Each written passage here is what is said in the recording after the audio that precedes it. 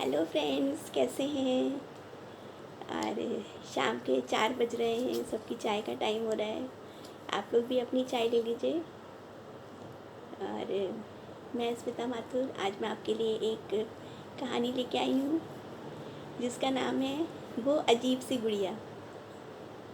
उसका नाम अजीब है और शायद कहानी भी आपको कुछ अजीब सी ही लगे, लेकिन आपके लिए कहानी लेके आई हूँ।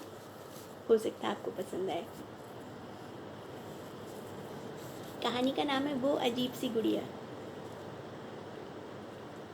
बात उस समय की है जब मेरी बिटिया हॉस्टल जा रही थी।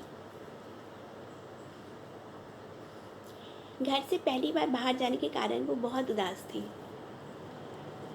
उस दिन मैं बाज़ार गई तो उसके लिए एक गुड़िया ले आई, पीले रंग की सॉफ्ट टॉय जैसी।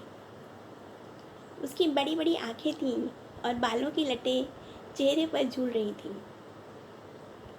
मेरा ख्याल था कि बिटिया हॉस्टल में इसको अपने पास दबाकर सोएगी तो उसे नींद अच्छी आ जाएगी। बचपन से ही वो मुझसे चिपक कर सोती थी। मैंने गुड़िया ले जाकर बिटिया के हाथ में दे दी और कहा, देखो मम्मा, जब कभी तुम्हें मम्मा की याद आए इसे दबाकर सो जाना। मेरी बिटिया ने उस गुड़िया को एक तरफ उछाल दिया और चिढ़कर बोली, ये और मम्मा, मेरी मम्मा की जगह कोई नहीं ले सकता। और वो उस गुड़िया को घर पर ही छोड़कर हॉस्टल चली गई। अब गुड़िया इधर उधर पड़ी रहती। मैंने उसको फ्लोर हीटर पर सजा दिया, कम से कम हीटर ही दिखाई नहीं देगा। एक सुंदर फूलों वाले मेजपोश से उसे ढककर उस पर वो गुड़िया सजा दी। एक बार मेरे पति को उनका चश्मा नहीं मिल रहा था। ऑफिस जाने से पहले वो बोले, अरे वो अजीब सी गुड़िया है ना, उसके पास रखा होगा। हम लोग हंस पड़े। तब से उस गुड़िया का नाम अजीब सी गुड़िया पड़ गया। एक बार हम लोग बैंगलोर से लौट रहे थे। हमारे डब्बे में एक मुस्लिम परिवार था जिनकी छोटी छोटी बच्चियां थीं। वो बच्चियां वैसे ही गुड़िया को उछाल उछाल कर खेल रही थीं।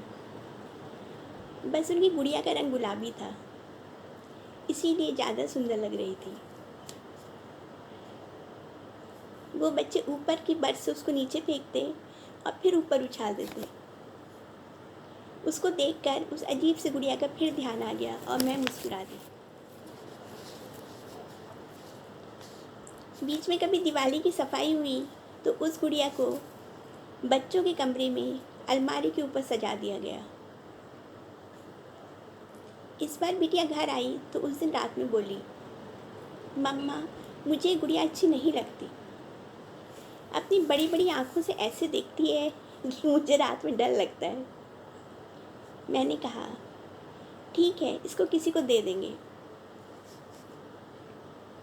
समय बीतता गया। एक दिन सुबह हमारी जमादारनी आई और उसने एक टूटी गुड़िया दिखाई। उस गुड़िया की एक आंख और एक पैर नहीं था। उसने कहा, ये पड़ोस वाली आंटी ने दे दी है।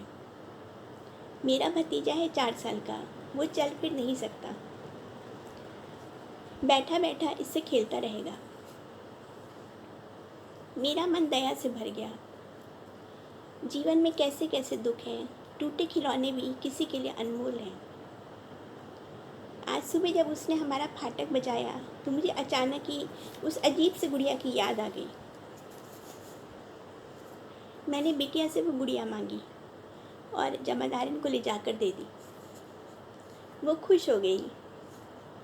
उसने उस गुड़िया को अपनी कमर में ऐसे फंसाया जैसे कोई छोटा बच्चा हो और मुस्कुराती हुई चल दी।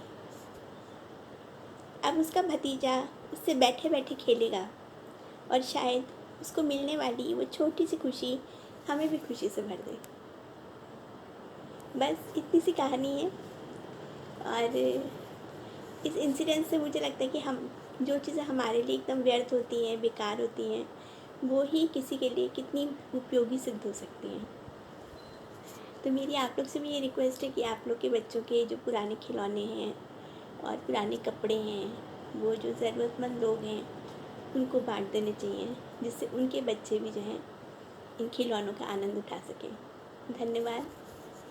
और मैं स्मिता माथुर, और आप मैं ऐसे ही अपनी चैनल में कहानियाँ अपलोड करती रहूँगी।